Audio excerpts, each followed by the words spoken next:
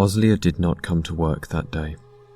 She woke from her fever dreams with a more concrete illness. Her damp blanket had been kicked off in her sleep and lay in a disgusting heap by the side of her bed. She must have been sweating for several hours, as hot and thirsty as she was. Oslia lifted herself from the damp mattress. She tried to remember if she'd been somewhere she shouldn't have been, or eaten something she shouldn't have. She'd felt fine the day before, but now she could tell she was in the thick of some fugue.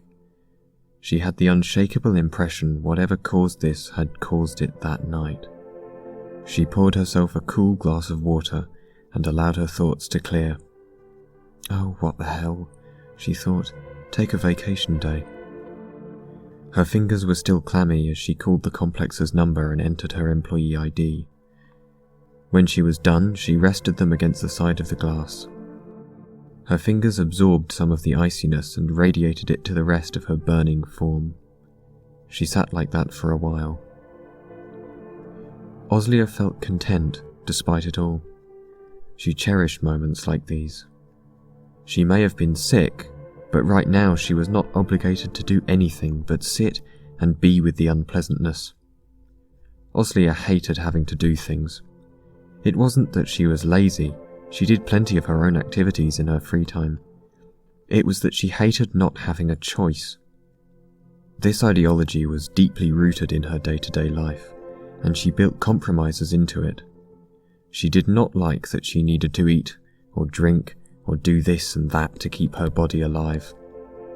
However, she liked that she could exercise freedom in deciding what to eat, what to drink, and how healthy she wanted herself to be. She did not like being sick. She hated how weak her body was and that it could get only so much better than it was now. But today she could decide how she would react to that sickness. She chose to rest her fingers against the glass for another 15 minutes. There was no rush. She had the whole day to do what she wanted. What she wanted was to eat, rest, and go for a walk in the cool air. She lounged on the couch and watched a nameless cartoon. It looked like the protagonist was a kid made of cheese, and the plot seemed to be shaping into one of those "accept your differences" morals. She wondered if that was a bad message to send to kids. Obviously, racism was founded on differences, but so was danger. Was it better to fear the world or embrace its barbs with open arms? She didn't know the answer, but revelled in the fact she didn't have to. She had a light breakfast that was mostly fluids, then an equally light shower. She would only get dirty again by tonight, and was out the door before noon. Several hours later, her phone would buzz with messages about EC001. She would not be there to read them.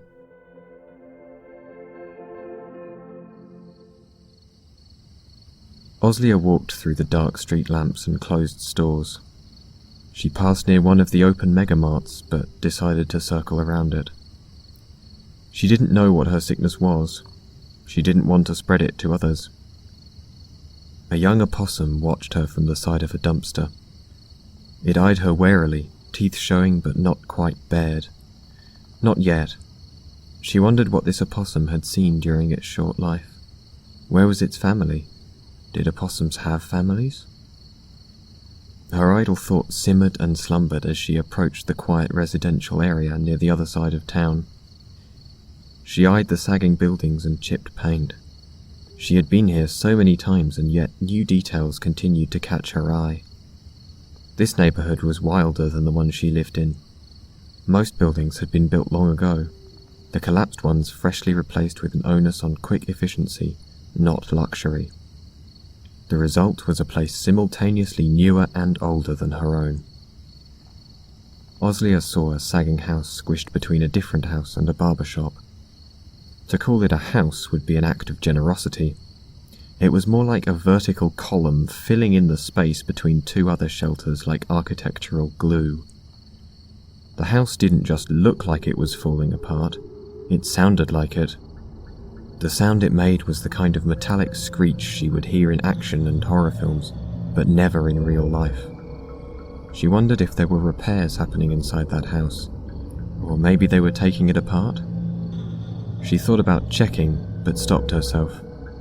Some people took their property line very seriously around here. There were more threats out there than you could shake a semi-automatic at, but Lord knows people had tried. She couldn't blame them. One day she'd seen a woman outside her own window.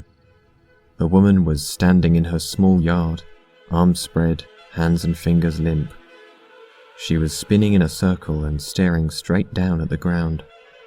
It was the minute details that made things so terrifying. Oslia could see the stains underneath the armpits of the woman's dress. She saw the tracks the woman had made when she stepped on a lawn that wasn't hers. She saw the knobby protrusions of the woman's spine beneath the skin of her neck. Eventually, the woman stopped spinning and walked off. Her head was still staring down at the ground, and Oslia never understood why. That was the incident that made her realize how easy it would be for something to walk into her life and take everything she had. She still didn't own a firearm, but she was looking at options. Maybe the person in that house already had an option. Oslia turned and began walking home. She was only feeling sicker.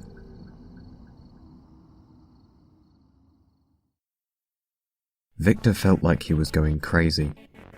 After a thorough inspection, they'd closed the EC-001 observation deck until further notice. They were very cordial, telling people the anomaly had gone missing and protocol was to allow the assigned people to stay or leave as they pleased. Supervisors told him he was welcome to spend the night in the break room if he liked, and others took them up on their offer. It was handled by professional-looking staff with good intentions, but reeked of an uncertainty saturating every aspect of the process. "We have no idea how bad this is," they were saying. "Please decide that for yourselves." To be fair, EC-001 hadn't done anything bad. It hadn't killed anyone in the complex, which would make staying a dangerous gambit, or roamed the neighbourhood, which would do the opposite. All it had done was simply not be where it was expected to be. Victor wondered if there was a reason for that. Was he the reason? If not, why did he feel so alienated? He searched for Oslia, hoping to find her again. His eyes settled on another young man shifting his weight from side to side. The young man was watching the people who left and occasionally glancing at the people who wanted to stay. He looked hesitant. Victor felt like that man. He sighed. At least he knew where he wanted to be. Victor finished searching for Oslia and moved towards the exit. Maybe his friend was dealing with some family issues, but that wasn't his business. The outside air greeted him warmly, the day's dryness making it feel cleaner. He took a deep breath, though he was not fatigued. He took another. It made him feel strong. Things couldn't be that bad, really. They certainly weren't great. Oh, no. But they were okay. He walked past dark street lamps and closed stores. His route took him near one of the open megamarts. Finally, he came home. He stood in front of his silent house and felt the itch of those ever-present life criticisms. This time, he let the shame and recognition bubble into words and memories. This wasn't the way he was meant to live. This wasn't the house he would have wanted. It wasn't the house his mum or dad would have wanted for him. He wanted to be in so many places that weren't here, and yet he knew this was the best place he could have. A tired monument to compromise. He shook his head to clear the thoughts and pulled open the door. Someday he would let those feelings reach their climax. He'd confront them. Someday. Victor entered his home, sandwiched between a barbershop and another equally tired-looking home. Later, that home would be entered by squadrons, officers in body armour with Prisma cloud cutters and Carver bombs. Later, that home would be set ablaze and demolished, and the ashes would be scraped up and turned into white nothingness. But not now. The house felt colder than he remembered. Had he left a window open? He kicked off his shoes and left them by the indoor mat. A breeze seemed to be coming from the kitchen. He stepped in that direction. Victor felt a wave of searing pain. His foot burned where it touched the tile floor. He yanked his leg instinctively back towards the mat and almost touched the walls for balance, but something stopped him. The walls were fuzzy.